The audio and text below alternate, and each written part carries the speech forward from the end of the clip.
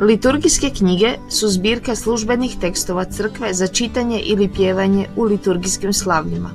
Osim službenih liturgijskih knjiga, postoje i knjige s liturgijskim i drugim molitvenim tekstovima koje su namijenjene narodu za sudjelovanje u liturgiji i za izvan liturgijsku zajedničku i pojedinačnu molitvu.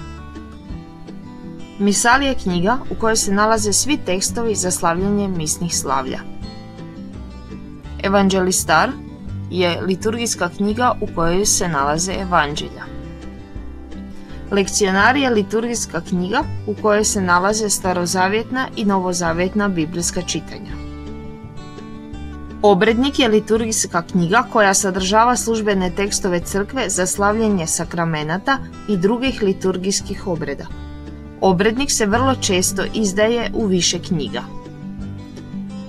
Časoslov je liturgijska knjiga crkve koja se sastoji od molitvenih tekstova te biblijskih i drugih čitanja za sve dane u godini i za sve važnije sate ili časove u danu.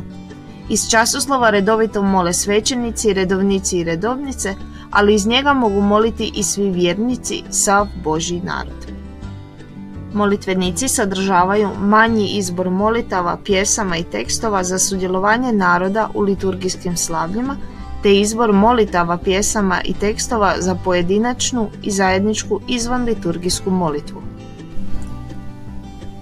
Službena pjesmarica Pjevajte Gospodu pjesmu novu sadrži pjesme, note i tekstove odobrene za liturgijsku upotrebu.